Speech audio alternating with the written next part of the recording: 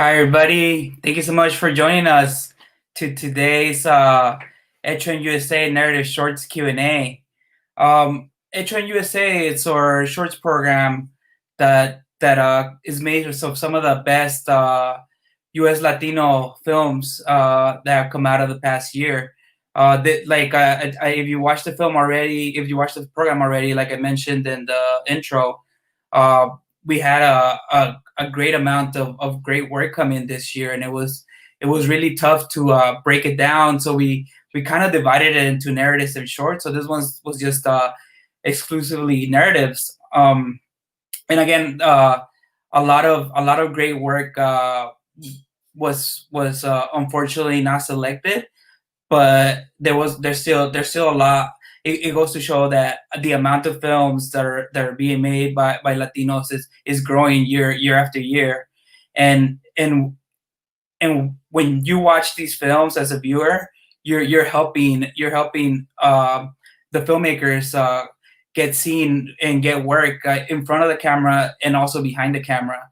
And today we're gonna talk to a lot of filmmakers who are kind of leading that guard nowadays, and who will hopefully in the future you'll see and hear more of here. So to start off, I'm gonna be bringing them one by one. So as they come in, so we got Ro Espinosa of Processing Station.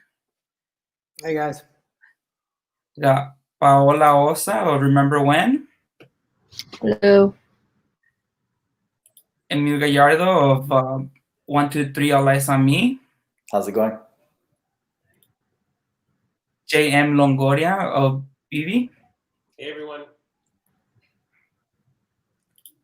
Shakira Barrera of Remember When also. Hey everybody. And Edward Enriquez Cohen of BB. Hi. For making it up on a Saturday night. Hope I didn't mess up any of you guys' plans. No? Not at all. None of your quarantine plans. Well, why don't you guys tell us a little more where you guys are all speaking from? Most of our viewers are probably here in San Diego, but we actually been having a lot from different parts of the cities, and of the country, since it is a virtual festival. Anybody can log in, right? So we've been seeing. Well, that's one of the cool things about this.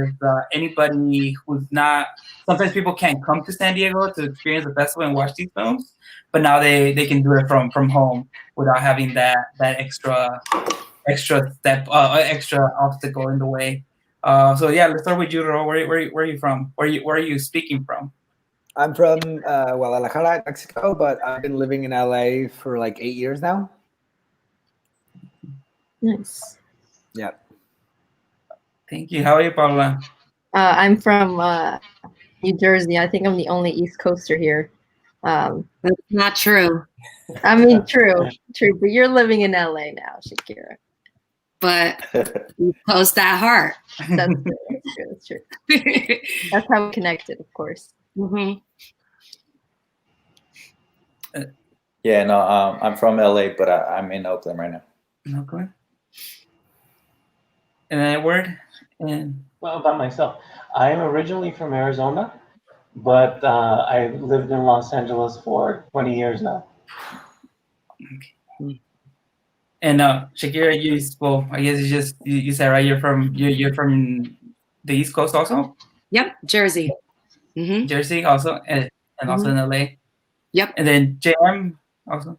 You're also in LA, right? So I'm in LA. I'm originally from South Texas, a really, really small border town, but I've been in LA for 10 years now. So. Well, I'm glad all the Angelinos survived the earthquake yesterday. You guys are here and can experience this.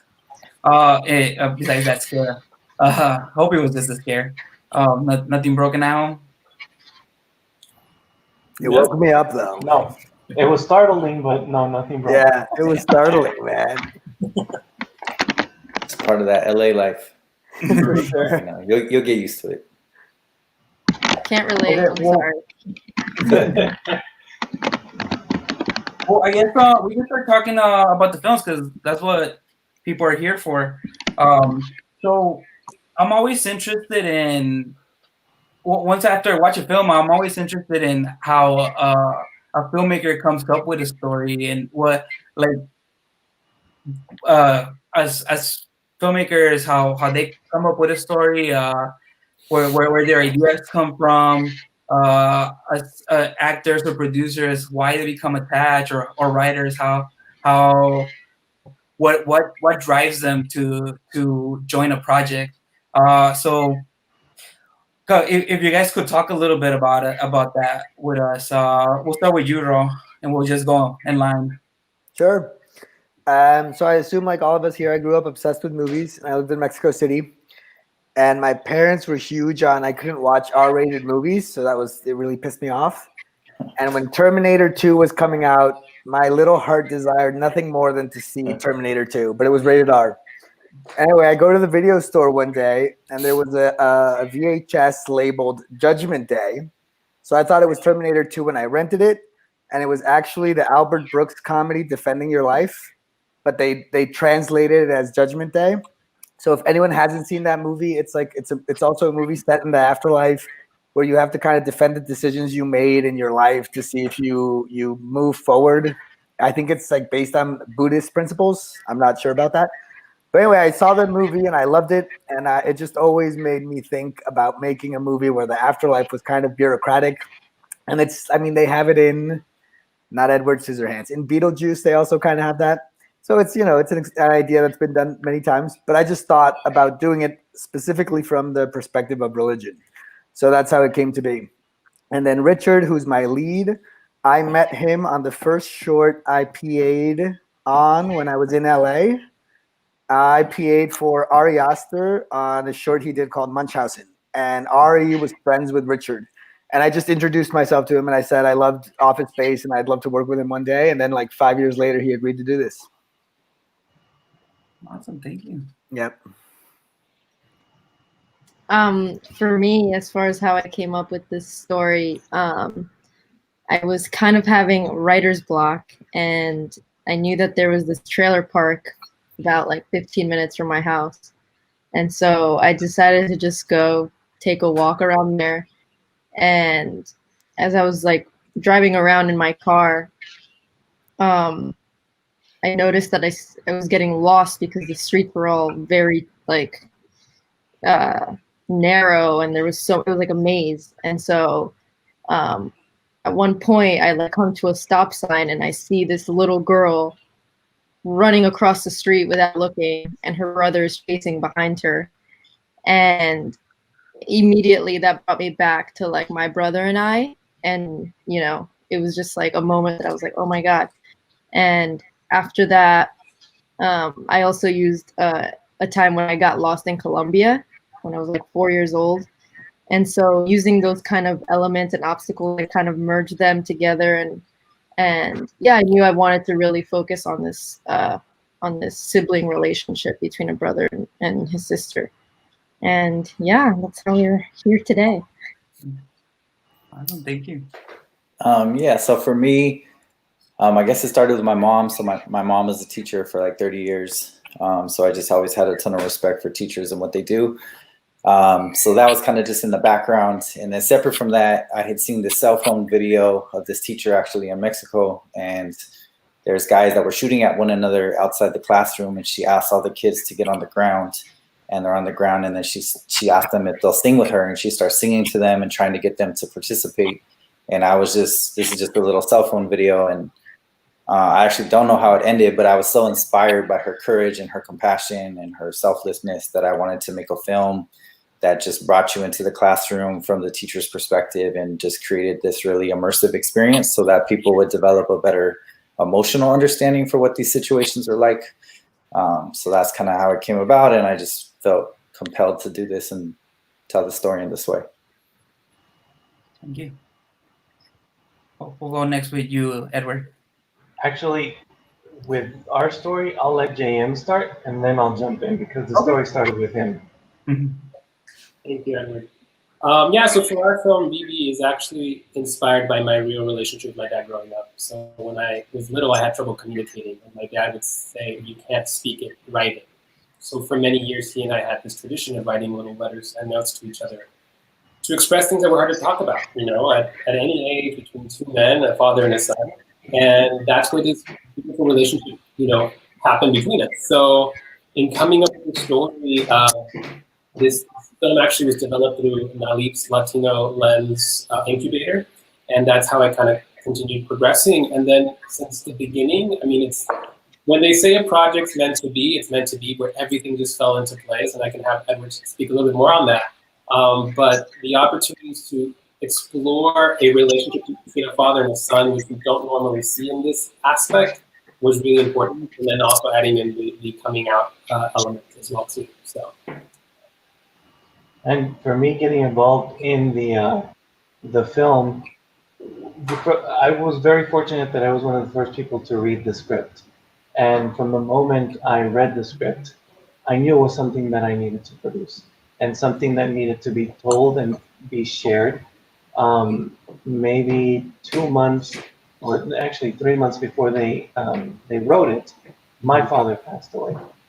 And there was a lot of, we were very close, but it took a lot to get there before he passed away. And I felt the need and the calling to honor my dad in a way, and honor both my parents actually, by telling this story and then giving JM and Victor, our director, a platform and a way to be able to tell this story. And I mean, we can get more into that in a minute as far as how it all came together. But the most important thing was that I knew this story, being an openly gay man, Latino, growing up in a very closed-minded community. I knew that this was something that needed to be told and needed to be shared, especially to start a conversation between not only Latino men, but Latino families in general. Thank you. So with me, it was for two reasons how I got involved. One of them was for a personal reason, and another one was for like acting reasons. I'll start with my actor reason. It's because when I read the script, I was really excited to see Colombian on the page, and I've only really gone out for Mexican roles here in LA, and I'm Nicaraguense. So to me, to see that on the page, like coming from the East Coast, from a town that, there are a lot of Colombianos, a lot of Puerto Ricanos, a lot of Dominicans, this was really exciting for me. And the personal reason is because Paola is a young filmmaker and a young director, and I think it's so important to support our youth and to be able to, collaborate and give them the tools to, give each other the tools to succeed and really make something great, and I think it's really amazing to be a part of her journey. And she's so young. I know she's going to do amazing things. And on set, she was no less than great. And it was such a great experience for me. I actually flew to Jersey for 2 days just to do it. So, yeah, I'm really excited to be a part of it. No, well, I think you bring up a good point about helping young filmmakers and like starting out filmmakers. But I think it's a sense of like, if the big studios are not gonna help us, we all gotta help each other out and kind of create our own film community within, right? And collaborate, because that's the only way that we'll all kind of flourish together. Mm-hmm. Yeah, Definitely. Well, I want to remind the public, anybody that's watching, you can ask questions anytime. They'll show up kind of like Ethan's comment a little earlier. Ethan's our executive director. He's like, congratulations, filmmakers. Thanks for letting us be in your work. Thank you. Thank you. Thank you, guys. And what an amazing program. I know. Amazing program. Did you guys make it so easy when it's such great work? Longoria, I'm very jealous of your Pedro Almodovar book. I've been pining for that book for years, and I just never. It's on my Amazon cart, but I just never buy it, man. Oh, you have to buy it. Yeah, I know, I do. All right, it's a good book. Well, let's talk a little bit about how your projects came together. You were talking, JM, that your everything fell in place. So did everyone have a great experience like that? Did some of you have a little bit more obstacles? Talk to us a little bit about that. Do you want me to start on that one? I can start on that. Let's start with you. Yeah. Once JM and Victor wrote it, and as I said, I read the short. I knew that this was something we all had to do together. And they had gone through the Latino lens, through the NALIT lens program. And funny enough, I told them, I said, if it doesn't happen, don't worry about it. It's going to happen. And they became finalists. It didn't happen. But when that literally it all fell into place as it should have, because when that happened, I was literally about to go to the Premios Platino in Mexico, which is kind of known as like the Academy Awards of Latin America. And that year, Adriana Barraza was being honored for the Lifetime Achievement Award. And I had asked them, who do you see in the female lead role? And they had said, well, someone like an Adriana Barraza type. And then I said, well, why not Adriana Barraza? And they're like, well, she's an Oscar-nominated actress. She'll never do a short film. And I said, want to make a bet? So I literally went to the award show, and we've been friends for a long time. We've known each other for some time.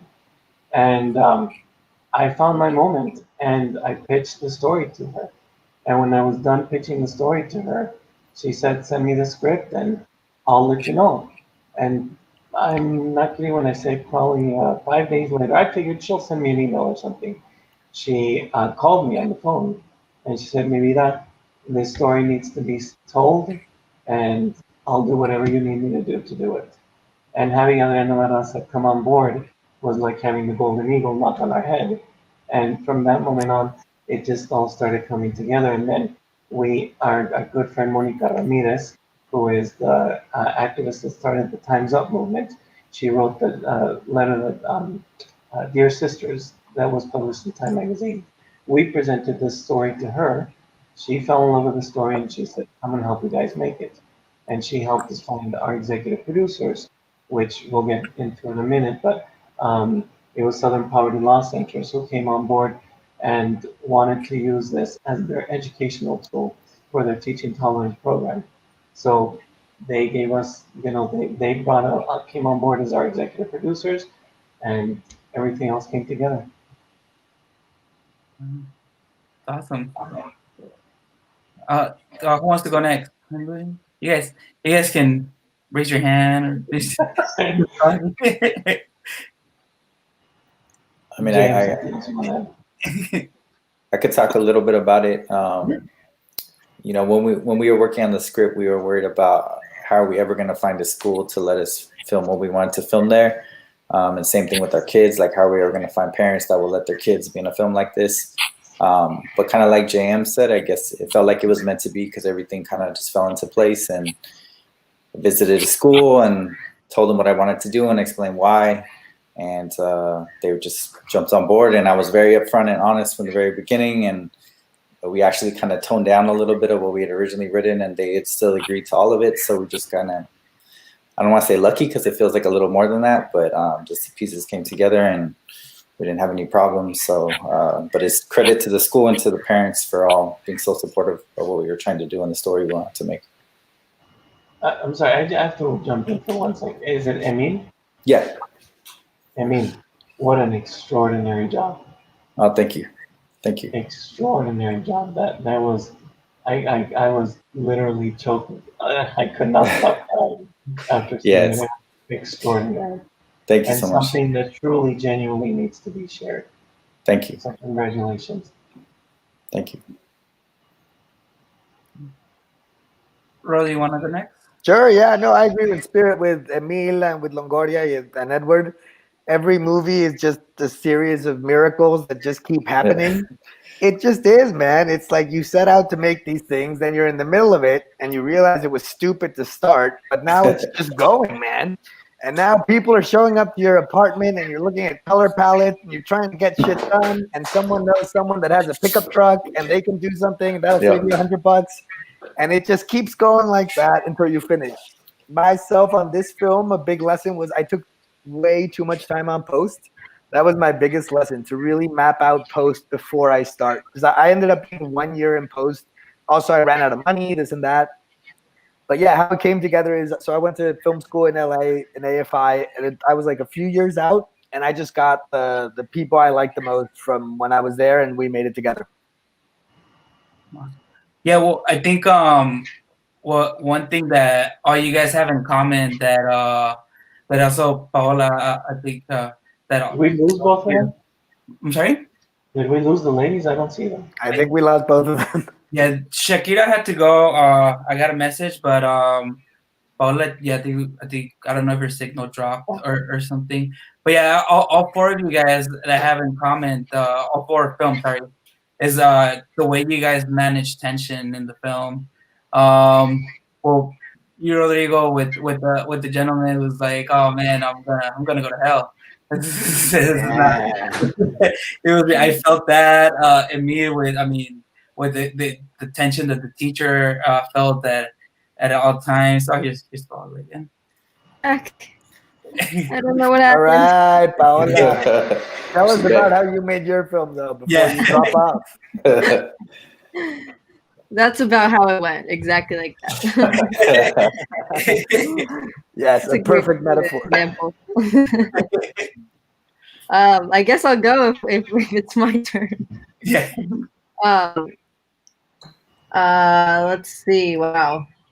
I gotta bring that back in the memories that I buried deep for all the troubled times we had. I think the location, finding the trailer park location, was kind of our biggest obstacle. I scouted around like 15 locations, all within like the tri-state area, and nothing was fitting the look that I wanted. And then suddenly I went to this one that was like 25 minutes, 30 minutes outside of New York, in this town in New Jersey called Munaki. And it was everything I wanted. It was the perfect look, everything. It was like, oh my God, this is amazing. The only thing was that it was literally across an airport. And a very active airport. How did you do that? So there was a lot of holding for sound, a lot of sound design. But yeah, that was one of the biggest obstacles we faced. And so anytime I'm near an airport or shooting near an airport, I like get triggered. But we made it work. We made it work, and the crew and the kids especially, like really, really helped out with that, and you know, they understood. And so yeah, we just had to make it work. That was literally the only thing we could do. It wasn't anything we could control at that point. Yeah. Oh, well, we were talking about the tension in all these films, and including yours, Paola, when the kid loses his sister, he's like, oh man, they took her or something, you know. Yeah. And they're like, all you guys' films are very stylized. So I wanted to ask if there was anything that you got inspired on, or any films or any TV shows or any past work that you had watched, or that you got inspired on when making these films. JM, do you want to jump in on that with Victor? Yeah, so Victor Dueñas, who was my partner and we co-wrote the film together, he also directed the film. So he had a very specific vision of what he wanted. He not a very happy movie until the sort of the very end. So we kind of wanted to make sure that everything was very still. You know, we had an incredible DP as well too, Carmen Cabana, who was just coming off of Vida, doing Vida on Stars. She had done season 2 of Narcos. And so they met several times and we're trying to figure out, specifically there's 3 main flashbacks and figuring out sort of those transitions where they were very similar, a little different. So I think a lot of the movie was, again, you mentioned, very, very stylized for the emotion that each scene had. So they were a great team together, and you know the movie came out fantastic. So thank you, Carmen and Victor. Yeah, very stylized and distinct voice. Mm-hmm. That's what I want to say too. Yeah, all 4 of you present. Well, all of them in the program, but for you guys present. So if you anybody else have anything that they, well, I think Ro, you spoke a little bit on it right at the beginning. Sure. So it was definitely like Albert Brooks was the biggest influence. After Defending Your Life, I just kind of watched his stuff, and I think he's great. I mean, not that he's not famous because he is, but I do think he's kind of underappreciated. If it could be that movie, like the movie we made. To me, it's a mix of Office Space and Defending Your Life, which are just like dry comedy, just the everyday bullshit of what we do in an office. Yeah. For me, it was I watched Read the Animals, which was, I believe, a Sundance winner or whatever, and the Florida Project was also a very big influence for me. I love that film and kind of how taking from those movies how children see the world and you know what they do, and it's just them and no parents and no older figures there. Yeah, no, I think for me, as crazy as it sounds, the opening scene of Saving Private Ryan when All right. Yeah. the boat is coming up to the shore, the gate comes down, all the soldiers run out, and it's just hell, right? Like they just start getting blown up, and it's chaotic, and it's fucked up, and it's wrong. And I just remember that was probably the biggest influence because I remember when I watched that for the first time, and it kind of took me from my living room and then threw me on the beach in World War II. And I wanted to do something similar. I wanted to just transport people into this classroom and like not let them leave and make them feel how wrong and unfair and fucked up it is. So that was kind of the inspiration. And then, you know, from a stylistic standpoint, we wanted it to feel kind of like a blend between like a documentary and a narrative film. So it would feel immersive and real, but still crafted. So, you know, we shot it all on a shoulder rig and we kind of configured the lighting so we would have maximum angles. So we wouldn't have to reset a lot for all of our kids. So, yeah. I do want to comment one thing from what he was saying, that, you know, the setting for the style of the film was very, very incredibly important for us. And for that reason, we actually shot in 2 separate parts.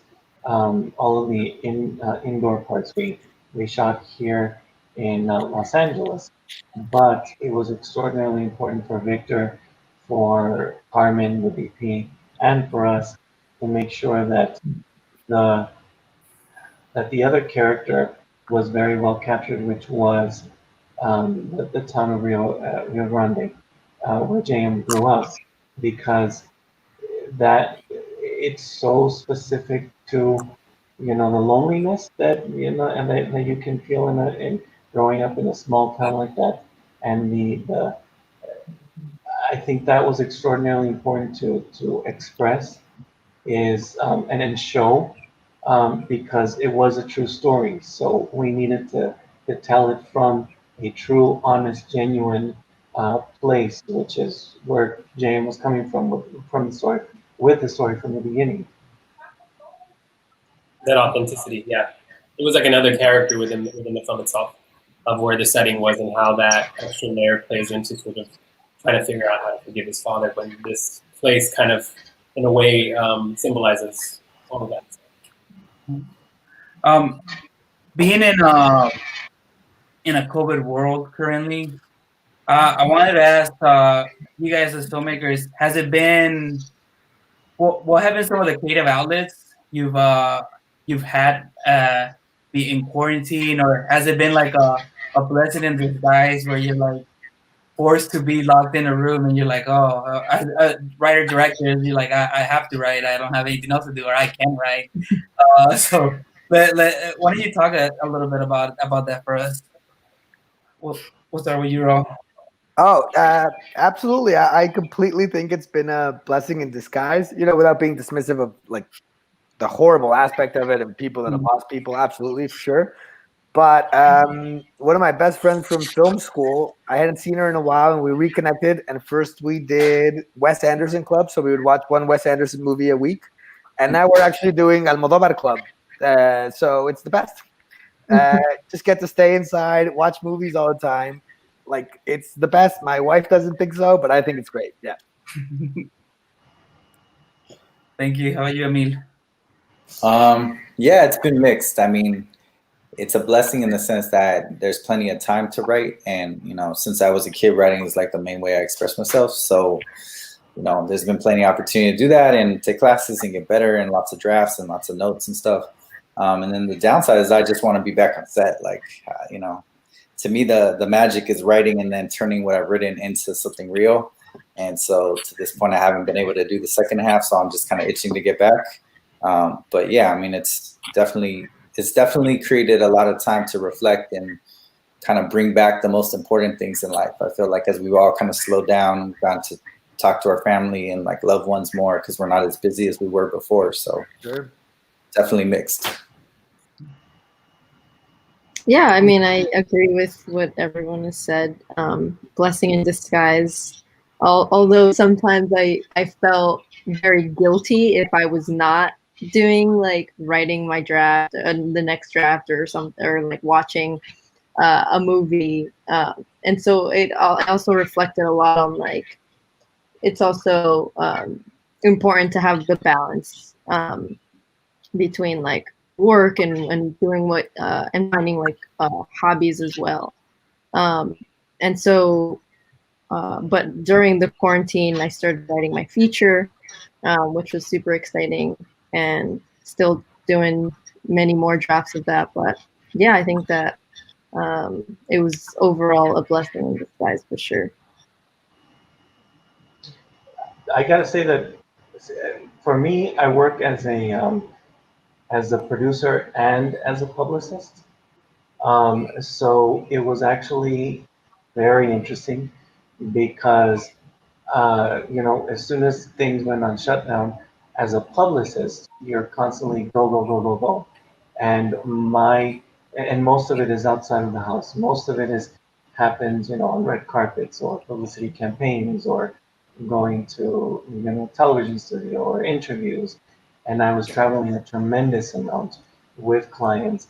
And then all of a sudden, it was like the brakes were put on, and you had to literally, myself and my business partner had to relearn how to do everything. We had to relearn how to do publicity in a new form, in a new way, which is what we're doing right now, virtually. But it had to happen really fast because I'll explain. I also represent Adriana now, and Adriana had Penny Dreadful City of Angels that was coming out. Literally was coming out right as the pandemic started, and we were in the process of starting all of that. That we were going to be doing a lot of traveling, and all of a sudden it all stopped, and we needed to learn how to redo the campaign with Showtime. So it was literally a whole new learning curve, which has been amazing because taught us how to do our job in a different way, and in some ways an easier way. Not as complicated, not as expensive, but it took a lot of work to do that. So it was a lot of work, but it turned out amazingly well, and I learned a tremendous amount from it. And it actually motivated me to do a lot more of what I love more than anything, which is start producing and developing other projects as well. Thank you. Yeah. Well, it's definitely been a crazy time, as everyone else has mentioned. Similarly, I also work as not only as an actor, but as a writer and producer, but I've also been in distribution. So like right before the pandemic hit, I was in distribution, which funny enough, because everyone's home, everyone's watching content. So like that side of things got so crazy busy that, you know, I look at the test, like my hours go into the late night. So in that, it's now having to balance the creative side, right? Because it's like sitting in front of a computer all day can sometimes, you know, get to you. So I actually ended up writing a little bit more short form content, exploring new characters and things that I haven't done so in the past. So that's kind of actually been exciting. And alongside with Victor, we're developing 3 projects right now, both in the scripted and non-scripted space. So that's been really, really interesting. It's just taking everything in and just trying to, like, you know, put it out into these projects that hopefully people connect with, because we're all going through this at the same time, right? It's just finding those stories that are universal in that, wherever, no matter where you're from or where you're at, you can connect to this. But Emil also said something very important. I think this has also made everybody reflect on what's most important, and what you really should be focusing on. Because, you know, all of us that are in this panel have it. You know, we're in the entertainment industry, and the business and our careers can be very consuming. And this pandemic forced all of us to, you know, take a step back and really pay attention to what's most important, and that there's a life outside of the entertainment industry, and that we have to appreciate that life outside of the entertainment industry, which was very important, and at least for me it was. No, yeah, definitely. And I wanted to bring back to something you said, Edward, about how we've all had to, one way or another, kind of shift the way we work and kind of relearn new things, or like learn new things to be able to keep communication alive and well the our jobs like relevant in a way, right? Or not relevant, but keep them going one way or another. And I was thinking about how I was thinking just earlier today. I was like, it would have been crazy if this would have hit like 10 years ago when we didn't have all of this technology. You know, there was no Zoom, there was no StreamYard. Streaming services were like a brand new thing. I think Netflix was just something brand new, right? Like what I think for me as a kid, at least coming from a working class family, one of my biggest problems was always accessibility to films.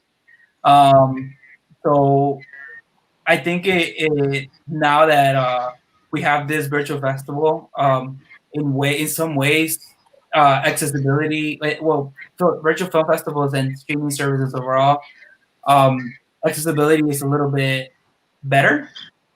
So I think hopefully maybe some kids or some teenagers are out there watching you guys' films and kids of color and saying, oh, you know what, like these people are making their films. There's actually filmmakers that look like me. There's actors that look like me doing this stuff. I can do it, you know. And the more stories that are made like that, I think the more representation, the better it's gonna be for everybody. And I want to thank you guys for joining us. And for creating this great work and just continuing to share. So, do you guys have any comments on accessibility nowadays? And do you guys like it that it's in a virtual way, or would you guys prefer where it's just more festivals or movie theaters? I mean, I really miss going to the movies. I prefer going. I'm glad we live in an era where we can still do this, but I definitely miss going to the movies like a lot. And LA, I don't know New Jersey, Paula, but LA is completely closed down. I know, like in Texas, you can go to the movies, but I don't know if anywhere else. But here you can't, and it's a bummer. Yeah, they just opened the theater All right. next to, like, in my town about like a week and a half ago. I went to go see Tenet. That's what I was Uh, saying. Is it great or yeah, is it yeah, not great? Yeah, I It can't was- wait to do that. I'm still processing it. I'll tell you that much. That's what I heard. That it's kind of weird. Yeah, for sure. Yeah. But I guess to bounce off of that, if I'm gonna be completely honest, the virtual thing for me is just, I don't know if I like it. I don't know if it's just not for me. You know, when you make, for me, when you make a film, you put your entire heart and soul into this thing. The one thing I want to do is sit in a theater with an audience and see it on the big screen. Yep. Like, that's the feeling that I'm chasing when I'm making movies, and when I'm going to share this finally with everyone. And so it's definitely been tough. But you know, it's just how life is sometimes, and you know, you just got to roll with the punches. And still, you know, incredibly grateful to be a part of so many festivals and meeting so many filmmakers, which is awesome as well, because, you know, maybe I wouldn't have met you guys if we did an in-person. I don't know, maybe we just wouldn't have even talked. And so there's definitely pros and cons, I think, but for me, there's nothing that can beat the in-person experience. Yeah. Also, with what Paola was saying, I think what's important about, look, there's a lot of ways that people can be touched by the work that we've all done. But when you get a chance to see it in the movie theater, and you get a chance to see it, how it affects people, how it instantly, automatically affects someone, there's nothing more powerful than that. To hopefully get an understanding of whether you did your job or not, and whether your message came across or not.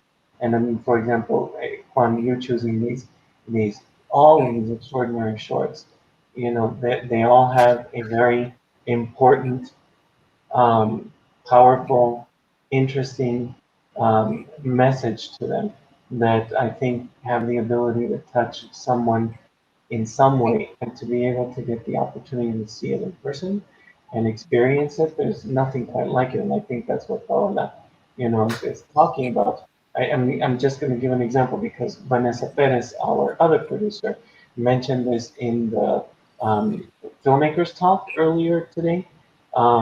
Is that, you know, with Vivi, with ours, the most important thing for us was to, if we could, you know, communicate it to one person or touch one person, to be able to open up and express who they are and not be afraid of it. I think that uh, that's the most important thing. And we've had some extraordinarily amazing moments when we screened it in person, where at least one in every screening, there's been one person that said, you know, I'm a Latino gay man or I'm a Latino gay woman, and I never got a chance to actually chat with my family about this or express with my family about this. And you guys have given me the opportunity to show this film so that I can talk to them about who I am. That means more than, at least for myself, that means more than anything else.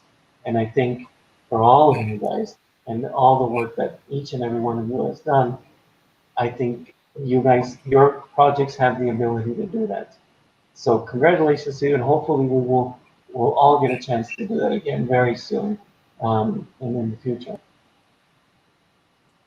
Thank you. Yeah, no, I mean, I agree. I mean, I think as a filmmaker, you know, we make our movies to be seen in a movie theater, you know, and the idea that somebody would watch it on their phone while they're getting text messages and someone's walking by in the background, like that's like it, like for me at least, like I'm designing a roller coaster ride, and you know, when you're on a roller coaster, you're not distracted. You're just strapped in and you're on there for the ride, and that's like the movie theater is the equivalent to that. And so I think that's the downside to the virtual version of this. I think the upside though is the access one, like you were saying, like so many more people, the people that aren't willing to come out, don't have the money to spend, just won't make the effort. They will watch it online, and I think there's been a lot more exposure. And like you're saying, like even though it's based in San Diego, like, you know, people on the East Coast are watching it, people, you know, all over the country So I think being able to have our film seen by more people is the upside. But yeah, it's not the same. So. Well, Edward, I think you guys said that you had, but has anybody had a chance to play their film in a movie theater, or were I they did, yeah. straight to? I did. Like Oh, they like- literally they closed the festival. It was a Pasadena Film Festival, and literally the next day they screened it the first day, and then the next day they closed down. But I got to see the film with that one audience. So yeah, that was back in like March. So, but it's that's what I'm saying. Like, you could feel the tension in the room, and then the lights come back up, and you see their faces, and like that's like Paula was saying, that's what we live for. Like that's we want to create those emotions, and then we want to see them, and just the energy in the room. And so, like, this is amazing that we're able to pull this off during COVID, and we can still show our films, but it doesn't have that bit, you know. Yeah. We've been very fortunate that we started screening the movie last July, Jan? Yeah. Yeah, well, our premiere was last July, so we had a lot of opportunity to watch it in the movie theater and That's awesome. have that experience. So we were very fortunate and blessed in that way. Yeah, and then just always gauging the audiences, because sometimes it's not always a Latino audience, and it's just like seeing how everyone reacts, or like which moments play in certain settings, but others don't, and you're just like, wow, I didn't think anything of that, line or whatever. So I hope you guys do get a chance, because it is, really important and stuff. So. Yeah. You guys were close. We were like 3 days short. I Yeah, know. we were right about to Oh yeah. I landed in San Diego, and then I got a text. Did you land in San Diego?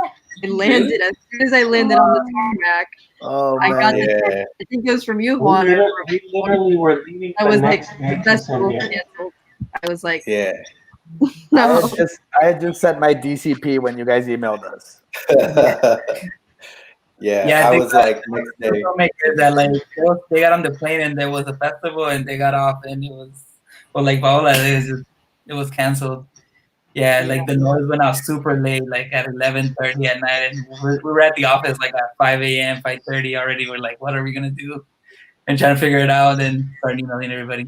So, yeah, it's a whirlwind couple days. Well, I feel like I already took a lot of your time on a Saturday night. So, do you guys have any last comments for any of the audience that's watching, or any aspiring filmmakers? I have one question for Emil. What was the casting? What was the cast? I know it's what was the casting process like for those children? Yeah. That was, because those kids were extraordinary. Oh, thank you.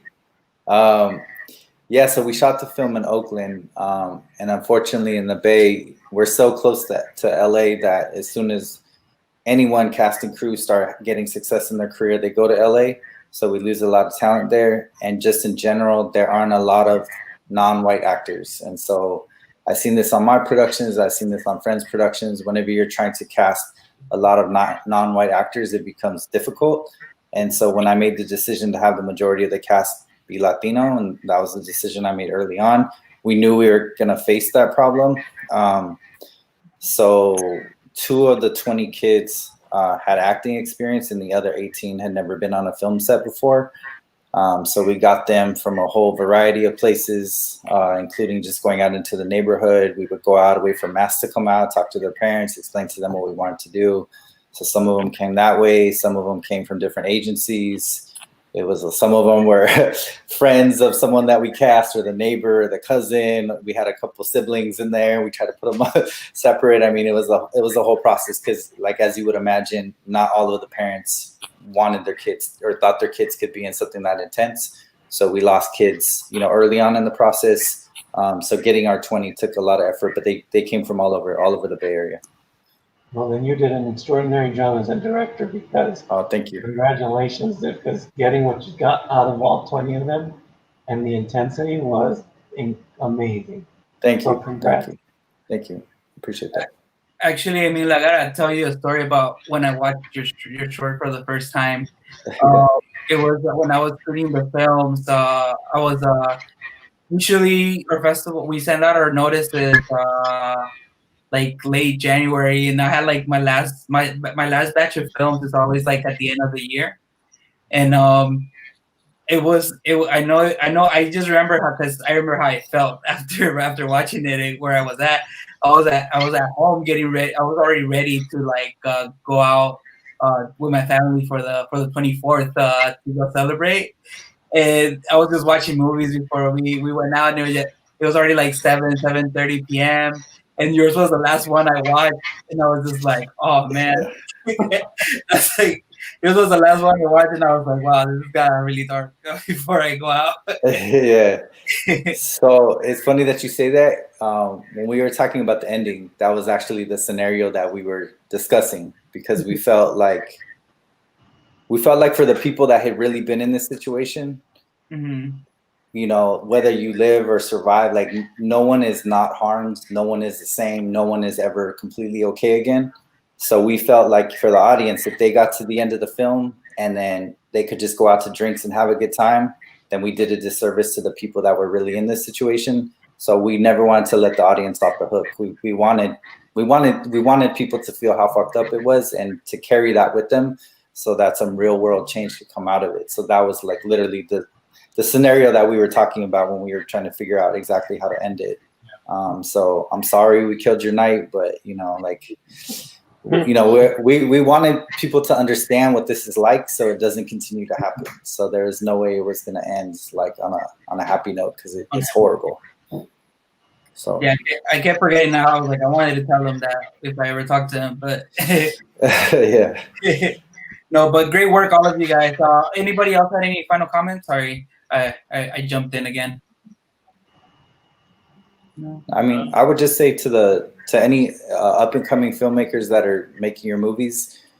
For me, people told me not to make this film. They said no one wants to watch this. It's too horrible. We already have a bunch of movies on this subject. We already know this happens. But I would just say to you, like, make the film that you have in your heart, make it your way, and you know, you're gonna learn through the process. But stay true to yourself and tell your stories the way that you want to tell them, and stand by that. You know. Yeah. And for all the Latinos here, you know, be an inspiration to other Latinos. Continue to be an inspiration. And for all of those that are watching, doesn't matter what they tell you. In our society, in the Latino society, if the automatic response is, "Oh, you shouldn't do that," or "No, it may not happen," or "I no say," or "I am not sure." Don't ever let that stop you. If you want to do it, do it. Follow your heart and make it happen. Yeah. And just to piggyback on everyone, you know, I think everyone here, each story is a very personal story. So when they say write what you know, I mean, literally write what you know, because sometimes you might not know the impact that story can have on someone else, right? And so again, for filmmakers, you know, you're slowly sort of learning the process. Like, don't be afraid. Like, I had never written a script before. I mean, luckily my partner had, and we kind of figured it out together. But it was sort of just, there was a story there, and you sort of develop it. And now, like, you don't even need, you know, a budget. You can do everything on your phone, right? So, you know, take the risk and try and create something, and you never know how it'll resonate. And I don't know if Edward mentioned this earlier, but our executive producer, Southern Poverty Law Center, just released BB through their teaching tolerance program. So they went to over 1 million educators across the country that they created curriculum around. So they're showing it to 6th graders to 12th graders as well too, to hopefully help them better communicate between each other, their parents, or family members. So, you know, there could be an impact there, and you could change someone's life. So please make your films.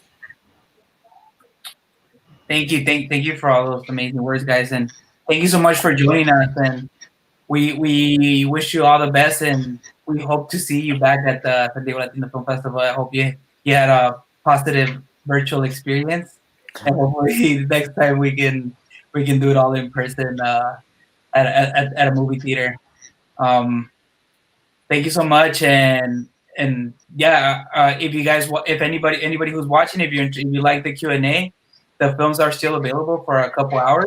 You can rent them, and then you have 24 hours to finish watching them. So thank you so much, and we wish you all the best. Have a great night. Thank you so much. Congratulations, Thanks for everybody. having us. Yes, thank you.